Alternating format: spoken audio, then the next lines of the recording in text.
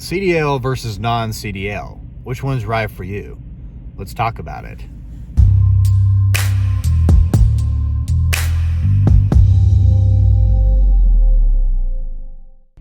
Okay, CDL versus non-CDL. Which one's better? Well, that's a very subjective opinion. One could be better than the other. It's just how you make it. So just let me start out by saying that I've been driving trucks for about 7 years, and 2 of those years have been CDL Hotshot. I currently have my CDL. I got my CDL 7 years ago. I drove semis before I decided, hey, I'm going to jump into the Hotshot business and see how it goes. So most of my experience out here has been with a CDL. I really don't have much experience with non-CDL, but I do believe that I have enough experience in the truck driving industry to give you informative information about non-CDL as well. Okay, backup plan. When you jump in this industry, you need to ask yourself, hey, what can I do if things fall apart, if they fail? Can I go here? Can I go there? Where can I put myself? Well, it's going to be a lot more difficult for a non-CDL person than it would be a CDL person, because let's just say, you got your CDL, things don't turn out great. Well, you can just hop ship, work for someone. Now, a non-CDL is going to be a lot more difficult. Yes, you can find a company that's looking for non-CDL drivers, or you're just going to have to leave the industry altogether unless you get a CDL. So you have limited options if you're non-CDL, if something does happen and goes south. Okay, so flexibility. Flexibility is another contributing factor before you jump in this industry, knowing what are you capable of doing.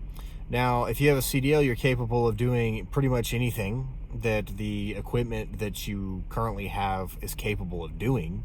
But if you're non-CDL, then you're only capable of doing what the law and the guidelines limit you to do, basically. So, which is 26,000 pounds. You can't go over that. So you're going to have to get equipment that is only capable of so much that doesn't, well, actually you want to get equipment that is light as possible, so you can put the most on that trailer, so you can make the most amount of money.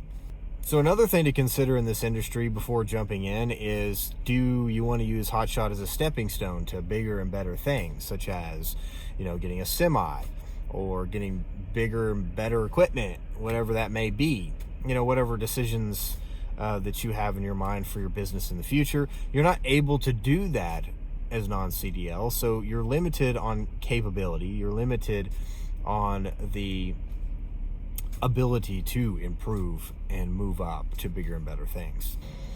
Now, I'm not saying as a non-CDL you can't move up to bigger and better things. I mean, you can. It's just going to be a lot more difficult for that to happen, for you to achieve that, because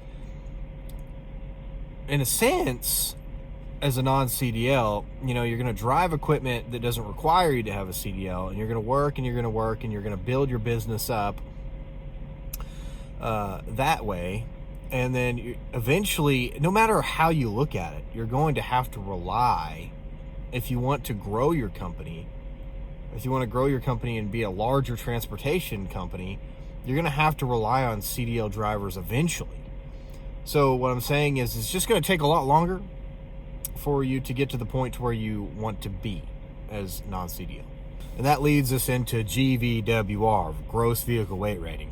Which, you got a CDL, you don't really have to worry about that too much, especially as a Hotshot, and you register your truck at 40,000 pounds with your state. With the CDL, with the non-CDL guy, you're going to have to be worrying about your GVWR all the time, going to truck stops, getting scale tickets, and whatnot, because if you pass through a DOT weigh station overloaded and heavy, you're going to be shut down, and it's not going to be a good day for you. So that's another aspect to consider when you jump in this industry, CDL or non-CDL, is the fact that you don't really have to worry about GVWR as much. I mean, it just doesn't come to mind. When you get loaded, what your truck is capable of doing, what not to exceed. You just don't exceed what your equipment is capable of doing. That's really all you got to think about. But with non-CDL, you have all this stuff. You got to load your trailer in a certain way. You can only, get so much weight. You got to worry about what type of equipment I got to get.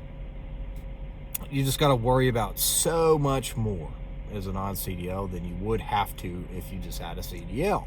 Okay, so now that leads us into equipment. If you're a non-CDL, your goal is to try to put as much on your trailer as possible so you can make the most you possibly can. Well, in order to do that, you have to lower the amount of weight that your equipment weighs. So as far as trailer and as far as truck. So if you go with a single rear wheel truck, or if you go with a single axle, single wheel trailer, or you go with a dual axle trailer, dual wheel, whatever the case may be, the equipment that you're going to have to go with is going to be lesser of equipment. So it's going to need more maintenance a lot quicker.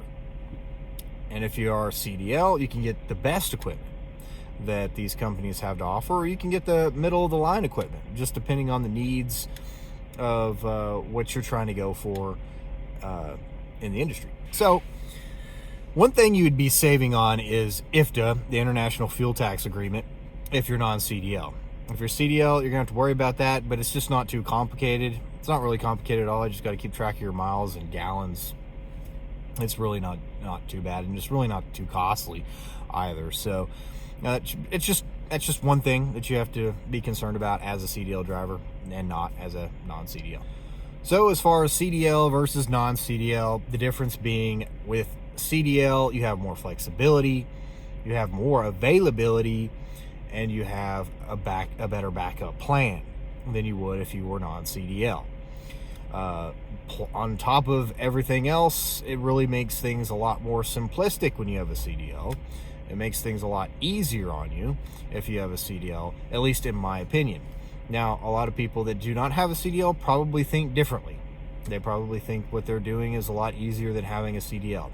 But in all actuality, if you're coming into the transportation industry, it's wise to consider looking into getting a CDL. It just really is. It makes things a lot more simplistic on you. All right, guys, if y'all have any questions, leave a comment below, and I'll do my best I can to answer any questions you may have. If you enjoyed the content, leave me a like and a subscribe. It really helps out the channel, and I'll see you guys on the next one. Peace.